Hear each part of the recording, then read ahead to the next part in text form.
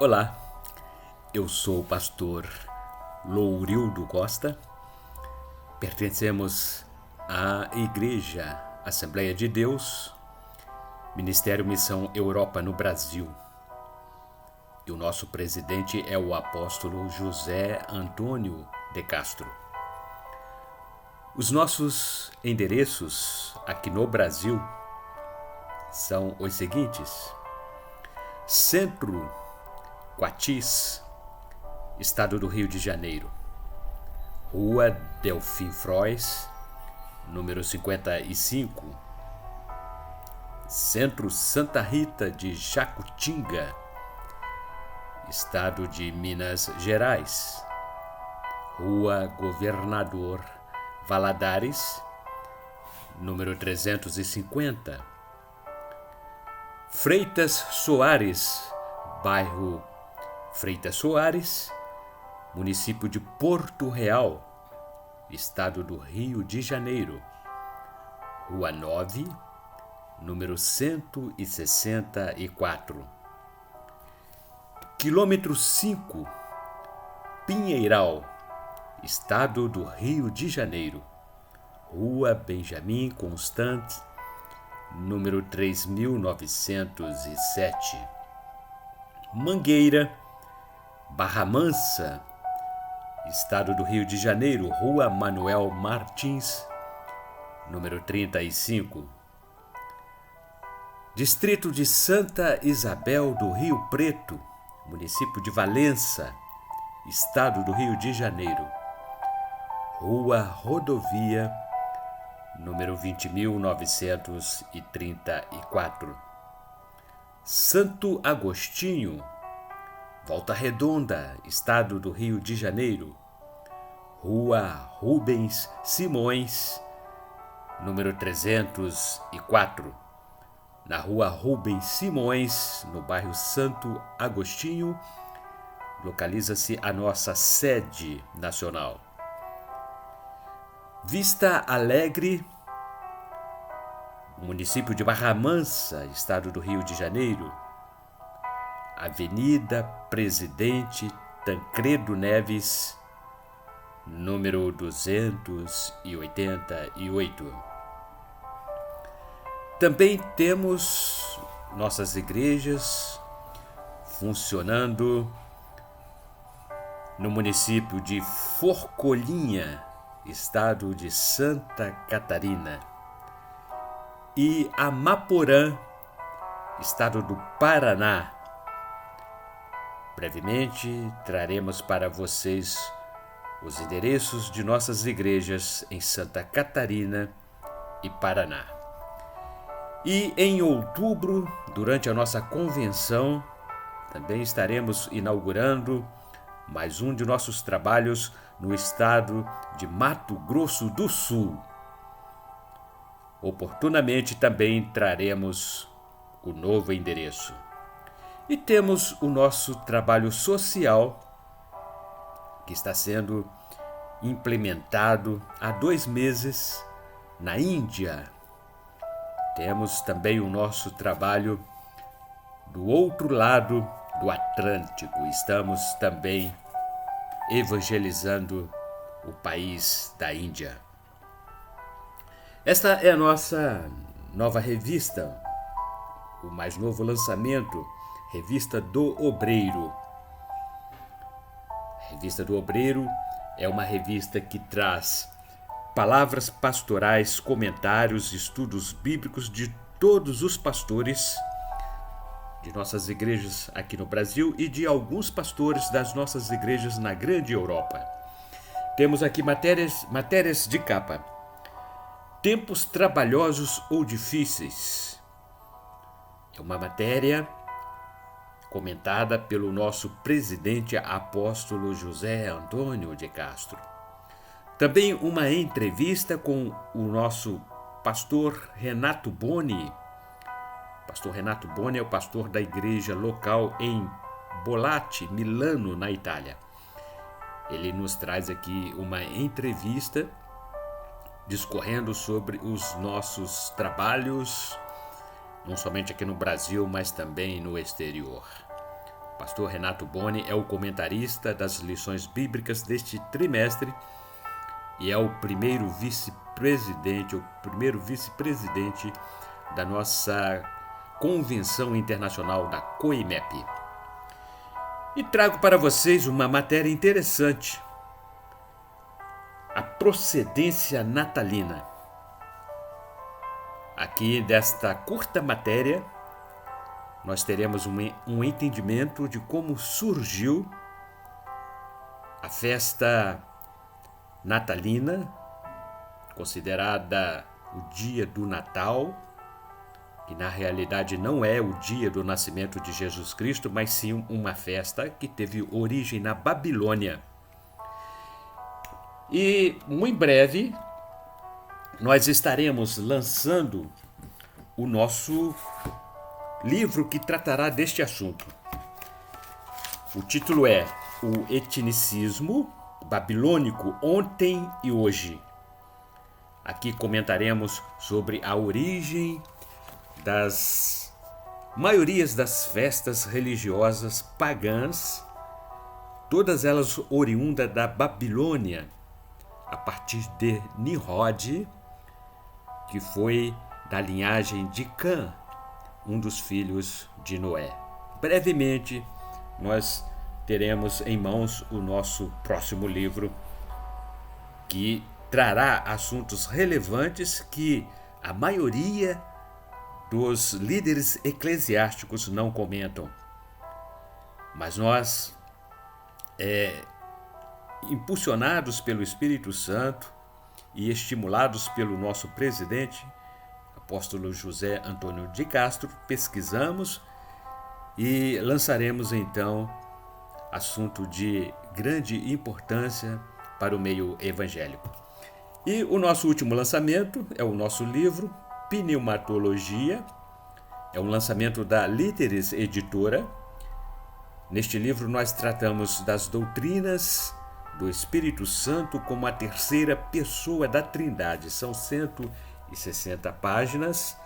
Aqui comentamos sobre os nomes do Espírito Santo, as funções do Espírito Santo, as doutrinas, os dons espirituais e muito mais. É um livro interessante que todo obreiro deve ter na sua biblioteca. Pneumatologia. Poderão adquiri-lo no site da nossa editora Líteres ou então em algumas de nossas igrejas que temos também à disposição dos leitores, dos amantes da leitura.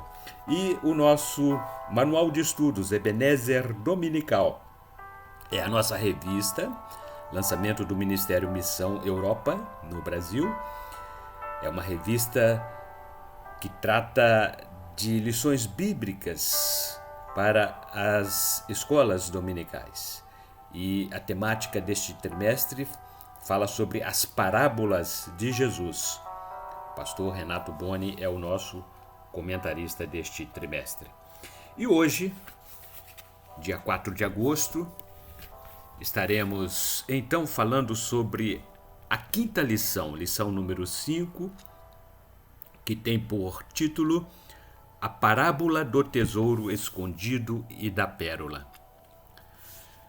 O texto áureo está fundamentado no Evangelho de Jesus Cristo, segundo escreveu Mateus, capítulo 13, versículo 44, que assim está registrado.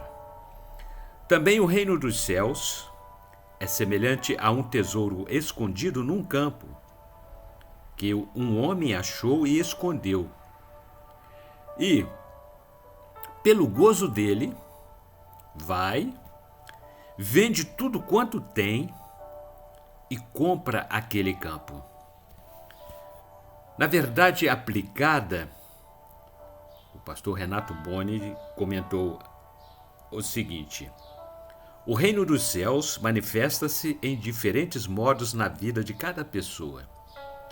Mas todo aquele que o encontra, certamente sua vida será transformada e suas metas redirecionadas.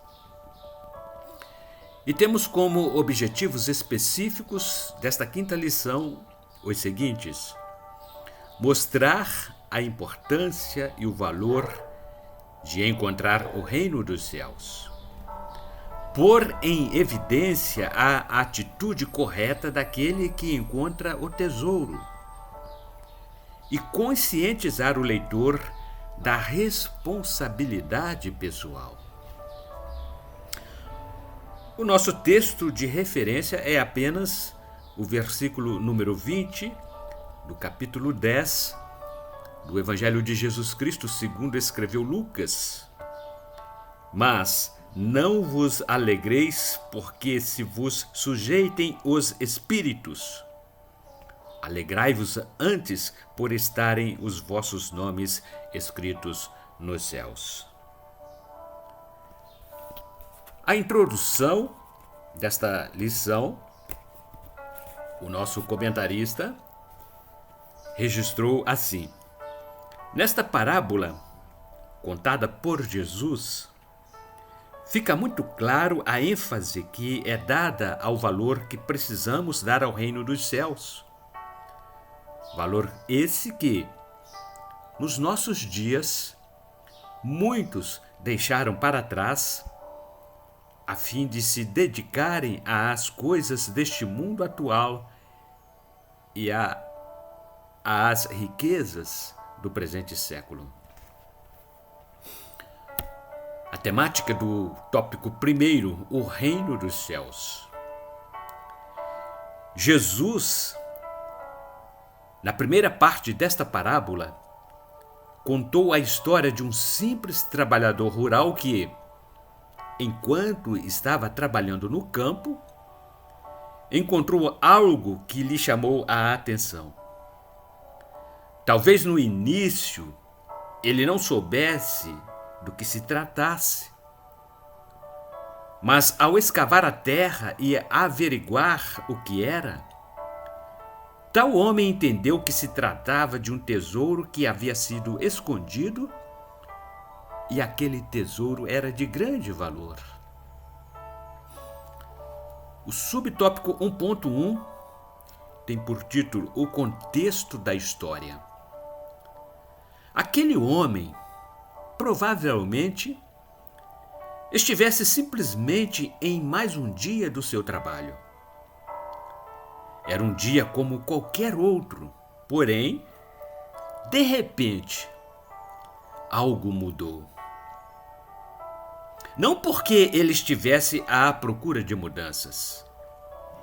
Ele simplesmente estava trabalhando até que, de forma improvisada, algo aconteceu. Sua ferramenta de trabalho bateu em algo que estava debaixo da terra, algo oculto aos olhos humanos, mas que há muito tempo estava ali.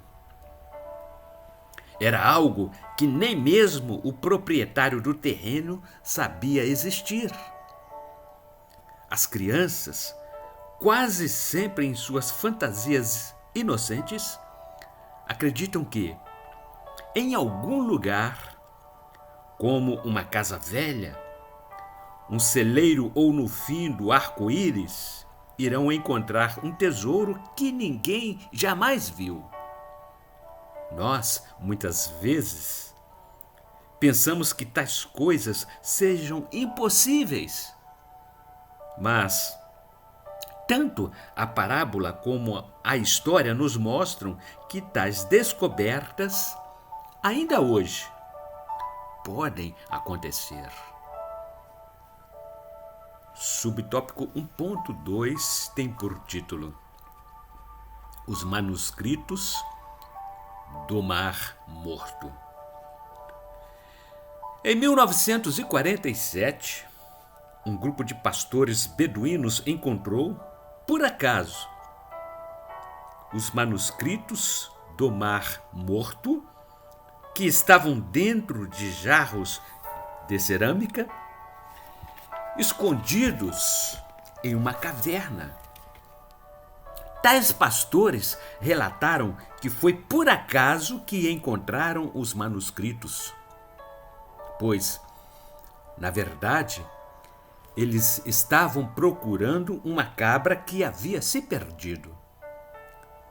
Assim também o tal homem da parábola estava trabalhando quando encontrou um tesouro de muito valor.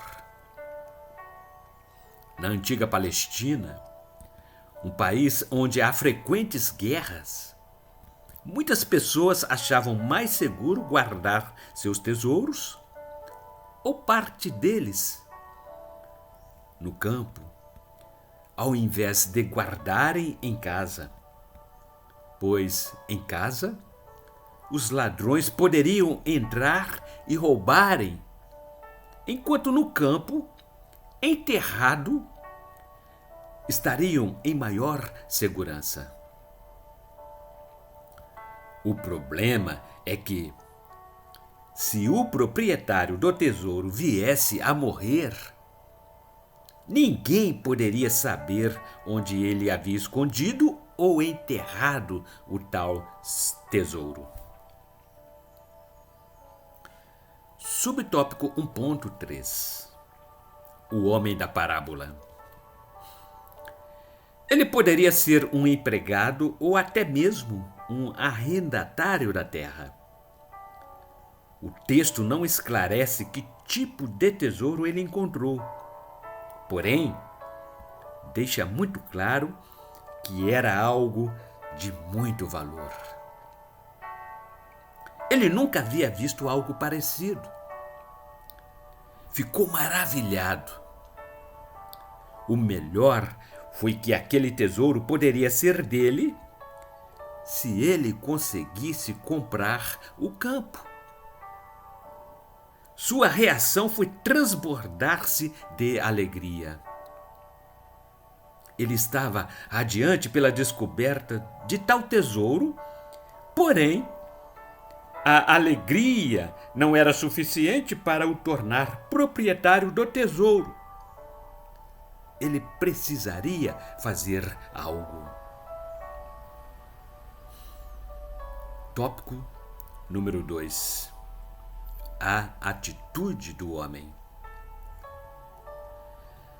Ele rapidamente encerrou, ou melhor, ele rapidamente enterrou de volta o tesouro e correu para sua casa. Se ele quisesse possuir o tesouro de grande valor, teria de renunciar tudo aquilo que conquistara a vida toda: casa, terrenos, bens materiais de todo tipo. E foi exatamente o que ele fez, tomado pela alegria de ter encontrado o grande tesouro. Talvez a reação de seus parentes e vizinhos tenha sido contrária a tal decisão tão repentina. Porventura, eles se perguntassem o porquê de tal decisão tão radical. Desfazer-se de tudo que por toda a vida trabalhou para conseguir, mudar de casa. É possível que alguém chegasse a pensar que aquele homem tivesse surtado, pois nunca o haviam visto tão alegre e tão disposto em desfazer de algo tão rapidamente. Subtópico 2.1. O espiritual discerne tudo. Na verdade, ainda que ninguém o pudesse compreender, ele sabia o que estava fazendo. Foi por isso que o apóstolo Paulo disse: mas o que é espiritual discerne bem tudo, e ele de ninguém é discernido. Epístola 1 Coríntios, capítulo 2, versículo 15. Aquele homem tinha entendido que seria a oportunidade de sua vida agora ou nunca mais. Por isso, não hesitou em fazer o que lhe seria necessário a fim de obter o campo onde havia deixado o tesouro. Subtópico 2.2. Um exemplo para nós. Assim como aquele homem, cada um de nós um dia também encontramos um tesouro de grande valor. Possivelmente, não porque o estávamos procurando, pois nem sabíamos da sua existência, até que ele se apresentou diante de nós. Quem sabe, inicialmente, a nossa reação fosse como a daquele homem, que se alegrou muito. Porém, a sua alegria não foi suficiente. Assim como ele, nós também somos chamados ao compromisso de renúncia.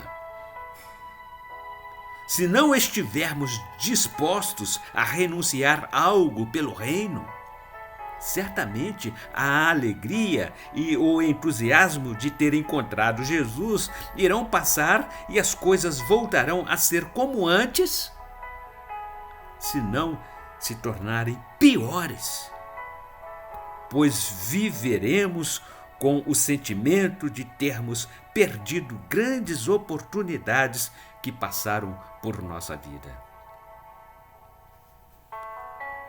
Subtópico 2.3. Um episódio de frustração.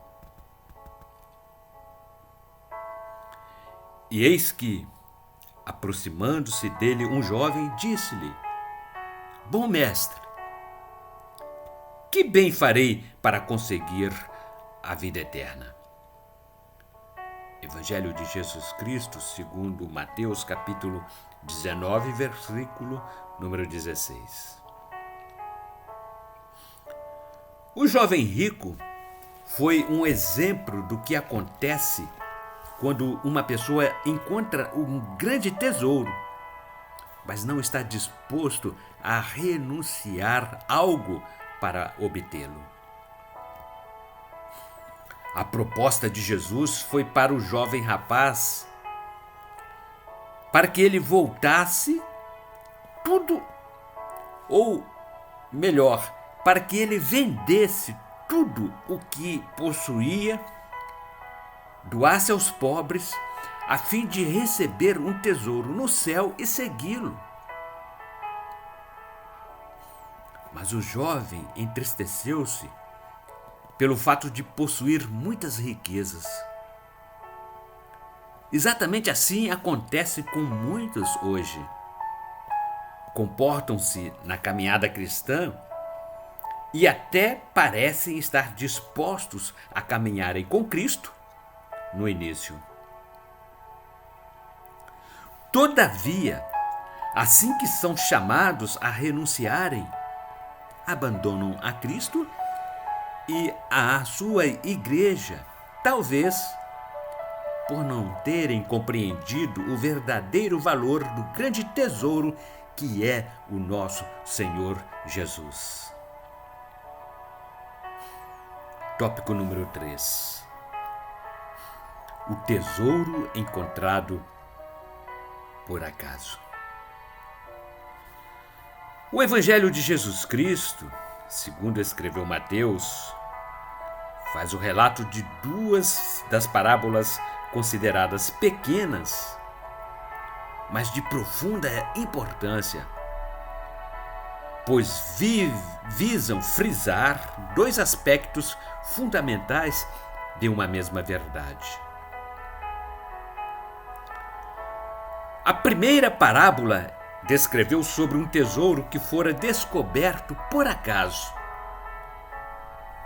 Também o reino dos céus é semelhante a um tesouro escondido num campo, que um homem achou e escondeu. E, pelo gozo dele, vai vende tudo quanto tem e compra aquele campo. Evangelho de Jesus Cristo, segundo Mateus, capítulo 13, versículo 44. Subtópico 3.1. A primeira parábola. No mundo antigo, era muito comum as pessoas enterrarem seus tesouros, protegendo-os do confisco dos inimigos e dos ladrões. Às vezes, ocorria a morte do dono do tesouro e ninguém tomava conhecimento do fato. Um tesouro escondido também poderia ser deixado por esquecimento. A mensagem desta parábola fala de um homem que transitou por um campo e encontrou um tesouro que havia sido escondido. O proprietário daquele campo teria o direito de posse do tesouro. Essa foi a razão do homem vender todos os seus bens patrimoniais a fim de adquirir aquele campo onde se encontrava enterrado o tesouro. Subtópico 3.2. Segunda parábola. A segunda parábola é semelhante à parábola anterior. Outrosim, o reino dos céus é semelhante ao homem negociante que busca boas pérolas e, encontrando uma pérola de grande valor, vendeu tudo quanto tinha e comprou-a. Ainda Evangelho de Jesus Cristo, segundo Mateus, capítulo 13, versículo 45. Esse homem, tal qual o primeiro, também encontrou algo de grande valor comercial. Ele foi e vendeu todos os seus bens, com o objetivo de comprar a pérola de grande valor. Subtópico 3.3. A pérola de maior valor.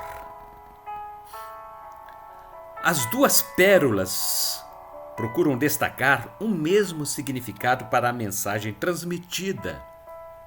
Ou seja, o reino dos céus vale mais do que tudo de enorme valor. Qualquer pessoa deve ser despertada para reconhecer o grande valor que é a conquista do reino dos céus e relegar a segundo plano os bens materiais que possui, a fim de usufruir do privilégio de ter Jesus como um tesouro. Esta importante lição Jesus ensinou ao longo do seu ministério terreno. Faz-se necessário colocar o Senhor em posição de primazia e acima dos valores que se dá aos bens materiais. Não ajunteis tesouros na terra, onde a traça e a ferrugem tudo consomem, e onde os ladrões minam e roubam. Mas ajuntai tesouros no céu, onde nem a traça nem a ferrugem consomem, e onde os ladrões não minam nem roubam. Porque onde estiver o vosso tesouro, aí estará também o vosso coração. Evangelho de Jesus Cristo, segundo Mateus, capítulo número 6, versículos 19 a 21. Jesus não enxergava a religiosidade como algo essencial da vida humana. Ele considerava que a fé nele era a coisa mais essencial da vida. Todos nós devemos analisar bem o verdadeiro sentido destas parábolas. Se existir alguma coisa, qualquer coisa que para mim represente mais do que o valor da minha própria alma, com certeza eu não estarei apto para habitar com Jesus na eternidade. E concluindo esta nossa lição de hoje, o sábio Salomão deixou-nos um conselho muito prático em seu livro de Provérbios. Sobre tudo o que se deve guardar, guarda o teu coração, porque dele procedem as fontes da vida. Livro de Provérbios, capítulo 4, versículo número 23. Acima de tudo, o que se deve preservar, guarda o íntimo da razão, pois é da disposição do coração que depende toda a vida humana. É exatamente isso que temos de fazer a cada dia. O Senhor Jesus disse que o nosso coração tem a tendência de voltar-se para onde estiver o nosso tesouro. Porque onde estiver o vosso tesouro, aí estará também o vosso coração. Evangelho de Jesus Cristo, segundo Mateus capítulo 6, versículo 21. Que o nosso tesouro possa ser sempre o nosso Senhor Jesus e que a nossa maior alegria possa a de ter o nosso nome escrito no livro da vida. No próximo domingo, dia 11 de agosto, aqui retornaremos com mais uma das parábolas ditas por Jesus, o nosso Salvador. E o tema será a parábola dos talentos. Ebenezer Dominical é a nossa revista da Escola Bíblica Dominical, e estamos estudando neste trimestre sobre as parábolas de Jesus. Comentários do primeiro vice-presidente da nossa Convenção Internacional, pastor Renato Boni, pastor da igreja local em Milano Bollate, na Itália. E assim, amados, queremos enfatizar o nosso último lançamento, a revista do Obreiro. E a temática desta revista é O Obreiro Aprovado. É uma revista que traz comentários, estudos bíblicos dos líderes das nossas igrejas no Brasil e na grande Europa.